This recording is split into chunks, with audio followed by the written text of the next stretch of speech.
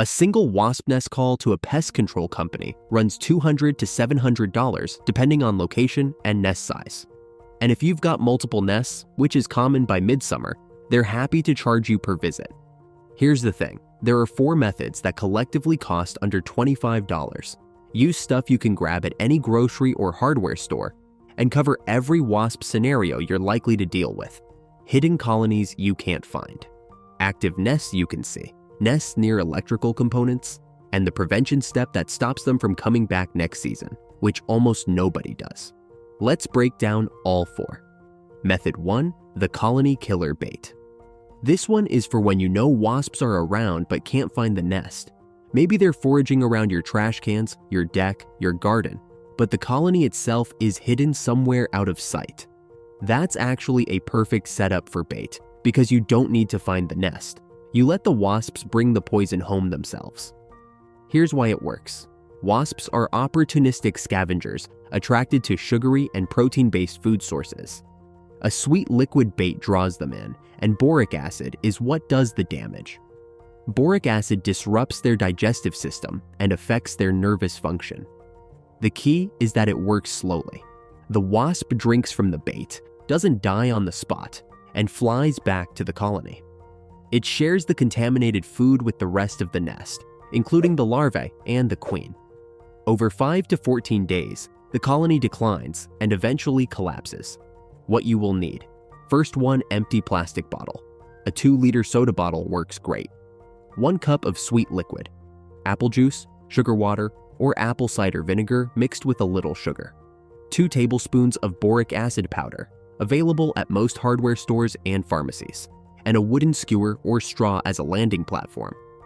Here's how to set up. Cut small entry holes near the bottom of the bottle, big enough for a wasp to enter, but small enough that they have to work a little to get out. Add your sweet liquid and stir in the boric acid until it dissolves. Drop a skewer in at an angle so wasps can land, drink, and exit. You want them leaving alive and heading back to the nest, not drowning. Place stations around your property perimeter, especially near where you've seen the most activity. Here's some important notes. Keep these away from areas where kids and pets hang out. Boric acid is toxic if ingested in quantity. Label them clearly and check them every few days. If activity drops off, it's working. Method 2, the direct nest treatment. For nests you can actually see, hanging under an eave, attached to a fence post, under a deck rail, you can handle it without buying a $12 can of commercial wasp spray. Soapy water is a legitimate contact killer, and the science behind it is straightforward. Wasps, like all insects, don't have lungs. They breathe through tiny pores on their bodies called spiracles. Dish soap is a surfactant. It breaks surface tension and penetrates those spiracles, blocking the wasp's ability to breathe. Death from suffocation happens quickly on direct contact. The mix: 2 tablespoons of liquid dish soap per quart of water. That's it. Stir gently to avoid too much foam and load it into a spray bottle. Application: early morning or after dusk, when the colony is back inside the nest and least active. Spray directly into the nest entrance and hold the stream for at least 30 seconds. Soak it.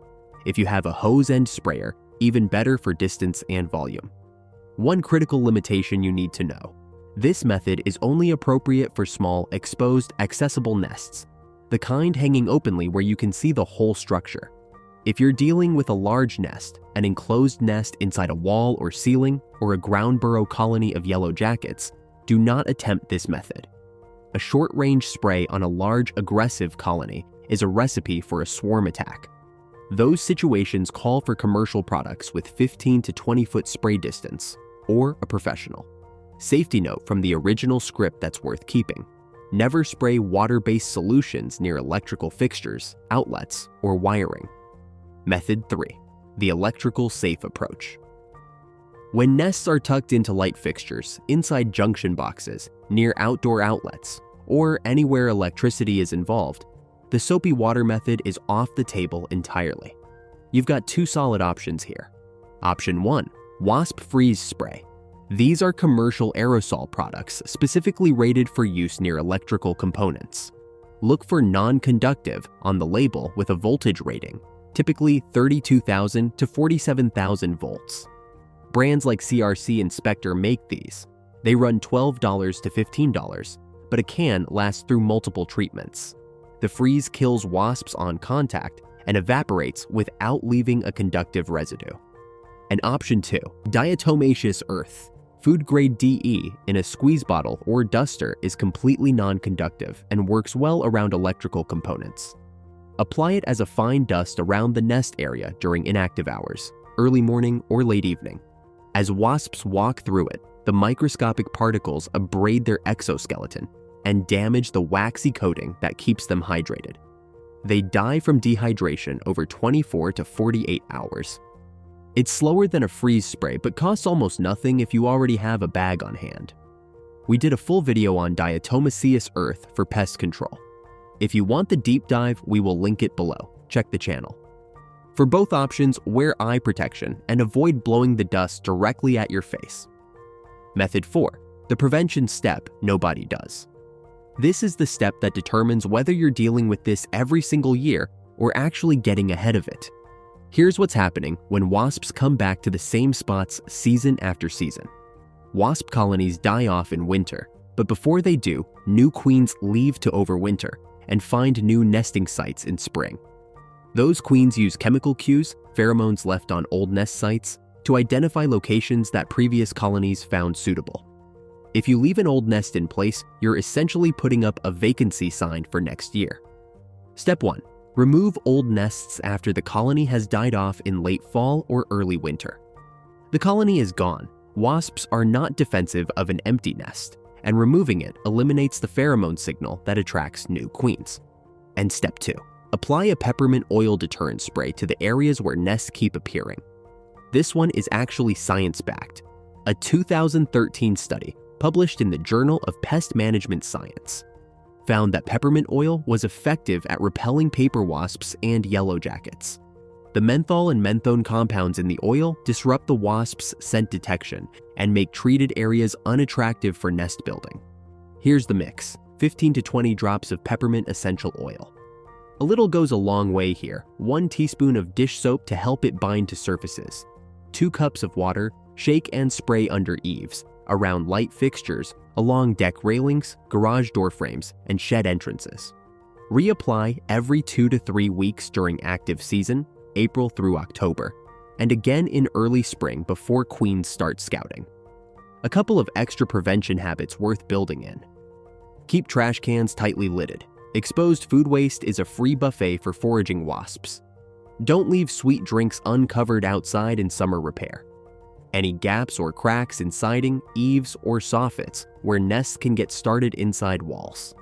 Using all 4 of these together as a system is what makes the difference between managing a wasp problem and solving it. Spring, March to April. This is your most important window.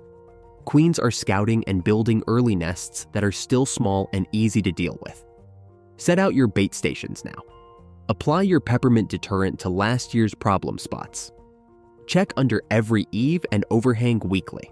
A nest the size of a golf ball in April is a nest the size of a football by July. Summer, active nest elimination with the soapy water spray or freeze spray for anything you find. Keep bait stations running for hidden colonies. Fall, let the colony die out naturally after the first cold snap, then remove every old nest you can find before winter. This is your best investment for next season. Best time of day for any treatment, early morning or after dusk. Wasps are cold-blooded. Cooler temperatures slow them down, and the colony is clustered inside the nest rather than out foraging. You want maximum wasps in the nest and minimum activity when you treat. Safety reminders that aren't optional. Long sleeves, pants, and closed-toe shoes for any nest treatment. Have an escape route before you start. Know which direction you're running if things go sideways. Keep kids and pets inside during treatment. Never treat a large or enclosed nest without commercial-grade spray distance or professional help. If anyone in your household has a known bee or wasp sting allergy, call a professional. This is not the place to DIY. 4 methods, under $25 total, covering every wasp scenario from hidden colonies to electrical hazards to next season prevention. The bait does the slow colony work. The soapy spray handles what you can see. The freeze spray or DE covers the tricky spots. And the peppermint deterrent plus nest removal keeps them from setting up camp again next year. Run all 4 as a system, and you'll spend one afternoon solving a problem that pest control companies charge hundreds to manage on repeat. If this was useful, hit subscribe. We put out practical, no-fluff content like this regularly. Drop your WASP horror stories or DIY questions in the comments. We read all of them, and that's where our best video ideas come from. Thanks for watching. Catch you in the next one.